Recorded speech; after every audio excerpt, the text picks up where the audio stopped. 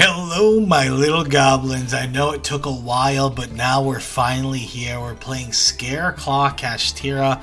I was pretty excited for this deck, mainly because I'm used to playing decks that aren't the greatest, and I was very hyped because I think this deck is going to be pretty crazy. If you guys watched my tier list, I put this deck at tier 1, which is a pretty high regards. So I think this deck's low-key insane. And I think that people aren't like putting it that high, or people aren't really having it that high on their tier list because they just don't realize how good this deck is. This deck actually just feels like you're playing Kashtira, but with a second really good engine that has this crazy card that's only a normal. But don't be deceived by a card being normal, because you got Merly, and Merly was banned pretty quickly. Actually, it wasn't banned that quickly, but it was banned. And Merly was crazy, right? Tier limits Merly. So this card, you tribute, it's similar to Blackout, if you guys are familiar with Sword Soul. It pops 2 cards in the field with tributing a Scareclaw. The crazy thing about it is if you have a Link 3 on the field, so the boss monster, you can banish this from the graveyard, and for the rest of this turn, neither player can activate the effects of Link monsters on the field. That's an crazy effect. So if your opponent's playing, let's say you're playing against Mathmech. You went first, they start comboing off, you pop 2 things on the field, then you activate this. They're never OTKing you. Yes, they can still do some things with like XZ monsters and stuff, but like your boss monster is immune to monsters that are in defense, so all the XZ monsters that he goes into. So they're not going to be able to Zeus you. They can't set up Zeus with this card on the field. And on top of all that, they're not going to be able to OTK you with like their Firewall Dragon, stuff like that, access code. I know there's still a lot of decks that don't play Links, but Links are still played quite a bit, especially if you're using it to clear up space with combo decks. So both effects on the card's really good, and remember, this has like pretty much an effect that D-Barrier doesn't have. So D-Barrier affects everything besides Link monsters, and this actually hits Link monsters, which is pretty nuts. So we're going to get into some games. You guys can see what the crazy end board looks like, and I'll point out the reason why it's so crazy. Yeah, we'll get into some games. We'll see how it goes. Hello, we're here with game number 1 against Toybox. I wanted to show this game specifically because I wanted to show you guys the best end board. I picked 4 games in total, and the games that I picked were games that are good back and forth, because I'm going to be honest with you guys right now. We won majority of our games, and the games are very like massive blowouts, so I wanted to pick somewhat interesting games. Even if I made like a mistake or 2 inside these games, I'd rather show you them than just show you like guys 6 blowouts that are absolute stomps. So we're gonna go into the full board here. You guys are gonna see, and our opponent actually is able to out this board pretty easily because he opens well for it. But as you can see, we pretty much do the full tryhard plan. Now, the big mistake that I make here, it's not a huge mistake, but I should have just overextended, used a Scareclaw Kashtira to banish the Arthosis so I can get Birth to play Birth. In hindsight, because my opponent is playing Runic, and this card's like insanely OP against Runic. Like because you just banish all their spells so they can't draw. So, in hindsight, that would have been the right play to do, but it's okay. We end up just setting the Twin Saw. Our opponent goes Herald of Abyss. He gets rid of our card immediately. Then Freezing Curse going into Huggens. And they already had Notorious Sacred Tree in hand, so a really good discard card outlet. Then Mole Crickets into 2 cards. Again, another really crazy play. Now here, I wasn't expecting him to go into what he's going to go. So otherwise I would have used the Twin Saw. But yeah, he ends up using everything to go into Trishula. I wasn't expecting Trishula, so that was my own fault. Just so he doesn't banish this card from the hand, I do this because I want to get the value of adding Birth to my hand for recovery.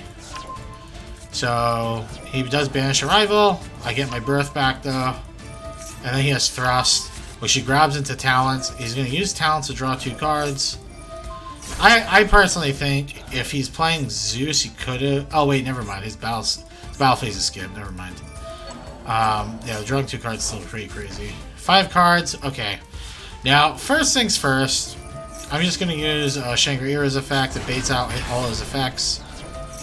Remember, we don't mind. I don't really mind this much. I actually am just going to go for OTK here. Now, I do mess up, and you're going to see why. So, you're going to see why. See how I want you guys to remember him using these Runic cards, okay? So, here comes Fenrir. I end up going into Tryhard. I use Tryhard. So, this is going to be a PSA from everyone, right?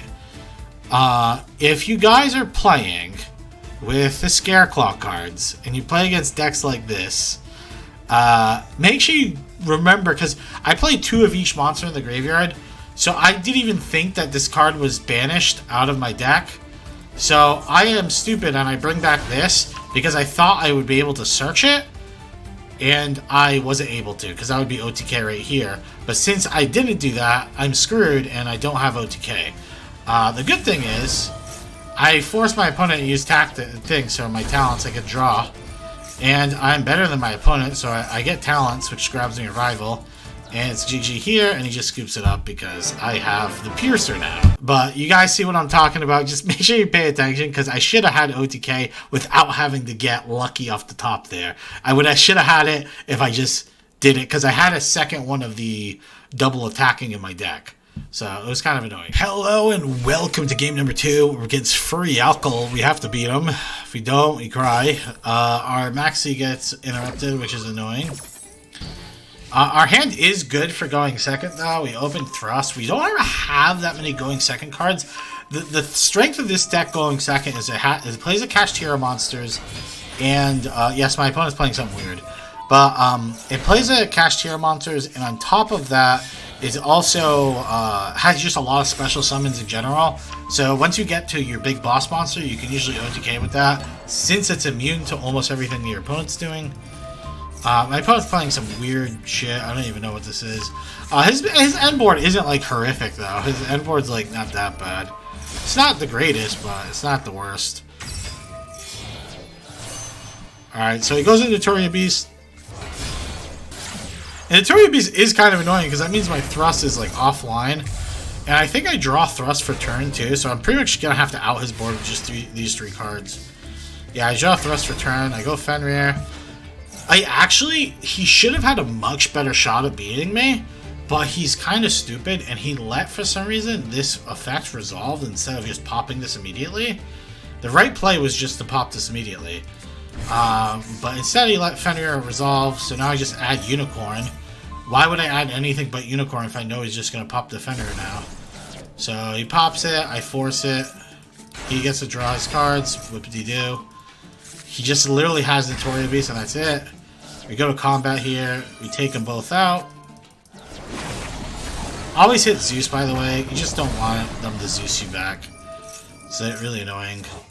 So now we're pretty much... That's actually kind of annoying, he had Ash for Thrust. But now we pretty much end on full board.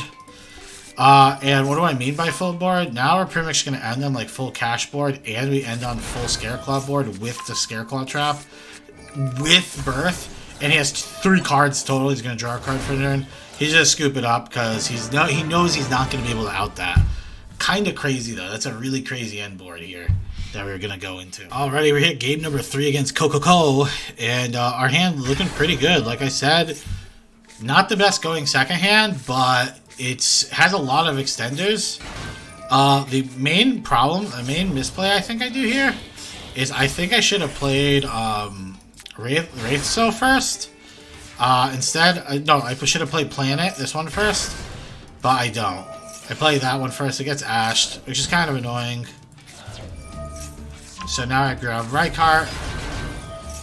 And another misplay, this is the biggest misplay I made, is once I played this field spell, and I got this 1 card in defense, right? I should have just immediately popped Fenrir, now I get punished because of it. I get punished super hard because of it.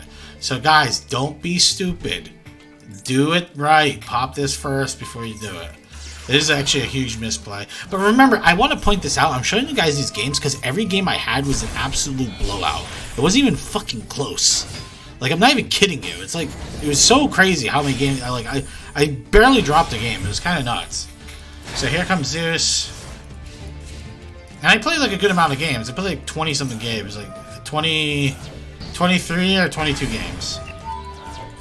So here I Zeus the standby phase because I was waiting to see if he used Shangri-La. I wanted to wait until he used that before I do it.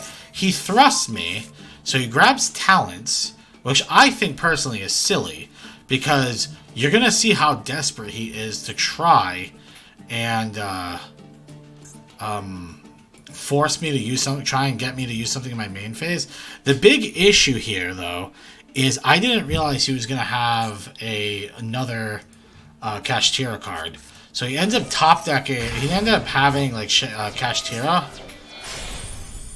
tier limit, so he's able to go into a Rise Heart because remember he used Shangri-La's effect. So that was kind of my bad, TBH, but he could have done something anyways because he could have searched something else out. I don't know, but off of the thrust.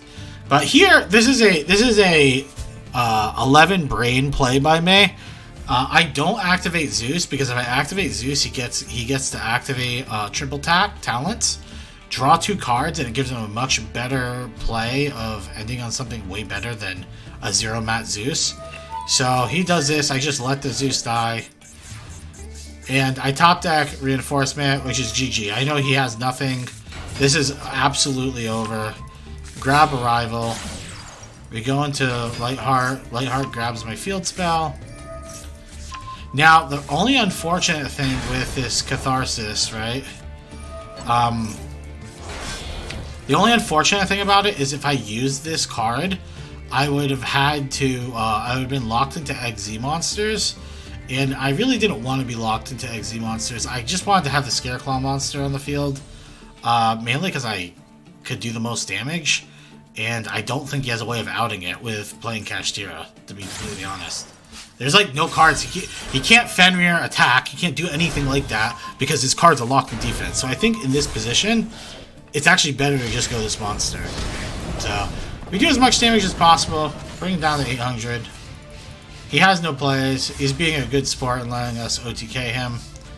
And we just attack. We keep the double royals in hand. GG. Good game. Good, being a good sport, Coco. Alrighty, we're here with the 4th and final game, and then we're going to go to the recap. I'll talk about the deck in detail and what I think about it. But yeah, he's going to Ash my planet. I have another planet. I guess Scareclaw Cash. And I pretty much end on a Kashtira end board. I do have a problem here, though. My biggest issue that I have here is I'm stupid. So this is not stupid. Activating the, if you have Crossout and you have Designator, I think activating activating Shangri-La is not a bad play, because if they play anything, you have the Crossout for it, right? Now the problem I have here is I'm stupid. So he does this. Once he played this Holatea, I should have activated Designator to just banish whatever this was. 100%, that's what should I have done, because if he wanted to extend past this board if he wanted to extend past this board, he would have to have played the field spell, or he would have to have special summon something with an effect, like this card's effect or something like that, which would trigger Fenrir, right? So 100%, I should activate Designator here. It's too late. He goes into Baguska. I can't do anything with that. I'm just gonna set up a Rise Heart right now. He goes into Zeus, and unfortunately, now we're in top deck game. So now I'm at 1 card to 2, so I'm at a disadvantage. I draw Max C. Not a good card for me, to be honest. He sets a card.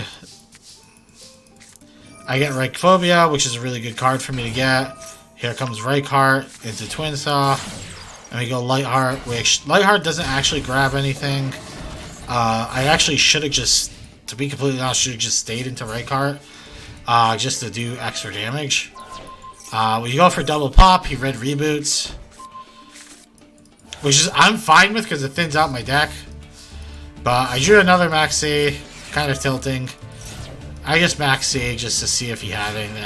I don't know. It literally doesn't matter. We're in top deck war mode. Here comes Floodgate Trap Hole. We try and pop these 2 cards. He has a cross out. And this last card was like Storming Mirror Force. Who cares? Sets another card. Solemn Judgment.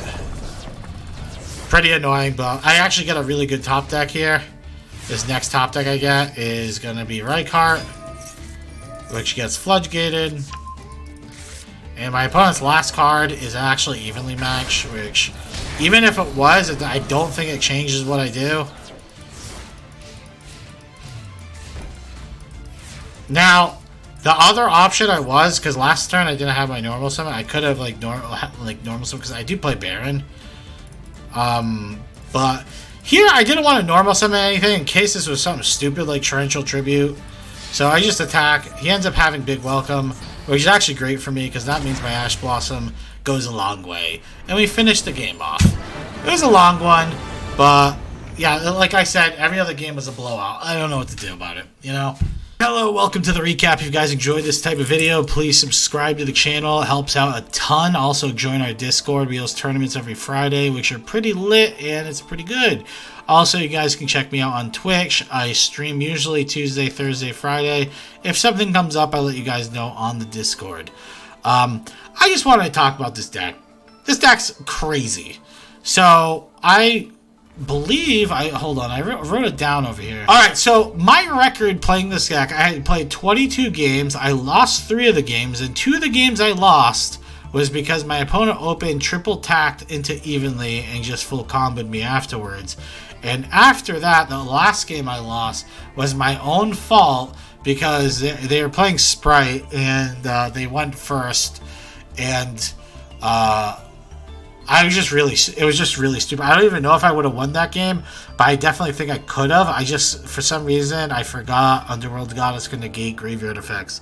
So, if that didn't happen, I think I could have won that, because I would have been able to go into the Scareclaw boss monster. I don't know if I would have won on the spot, but it would have been a much better opportunity than, obviously, just me losing the game. So, either way, I think the deck is pretty nuts. I don't get those types of results with just any deck. It's usually like a top-end deck that lets you win that often, like 90+% win rate, because this game is very variable, you know? It's not likely for you to win that much in a row.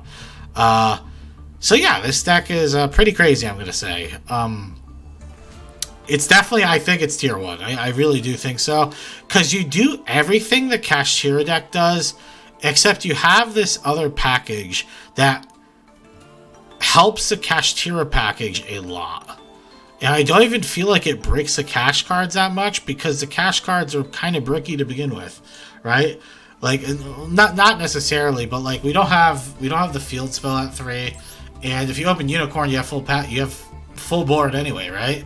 All you have to do is, for this combo, you just have to be conscientious of like what you're doing. You play Unicorn, you search Theosis, and then you do the full Scareclaw combo first, and then before you activate Tryhard's effect, because it locks you into Scareclaws, right? Before you use that effect, you Theosis, and then you do full cash board, and then boom, then you use the Tryhard effect. And you most likely search out the Scareclaw Kashtira, because this card is going to be pretty nuts, and it also lets you have access to Birth. So yeah, it's a pretty crazy end board, because your end board ends up being Tryhard with Twin Saw, Birth, and then the Arise Heart with Shangri-Era and like Fenrir or something. Like, it's a pretty crazy end board, where the regular cash end board is like Shangri-Era, Arise Heart, and maybe like Fenrir.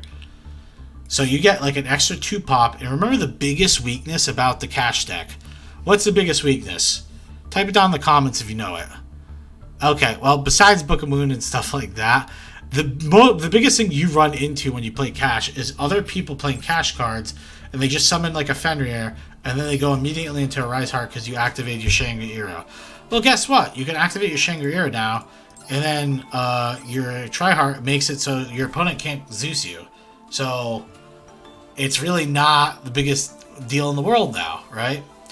The deck still obviously has an issue against, like, because it doesn't really set up negates. So it still has a pretty big issue against evenly match.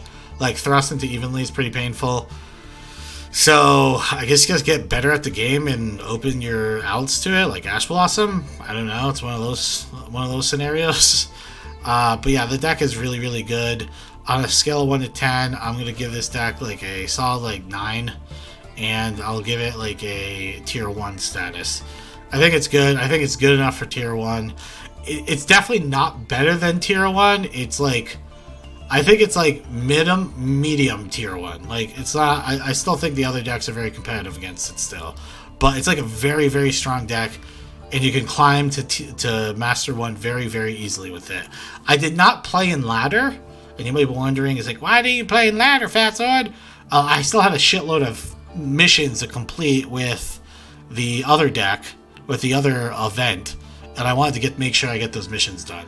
So I was like, it was like another like 800 gems, and I need every gem I can I need every gem I can get at this point. So yeah, it's a good deck though. You guys will not regret if you build it. So hope you guys enjoyed that. Let me know what you guys want to see next. If you guys are excited about any new cards coming out, because the next set that comes out looks like a big pile of poopy.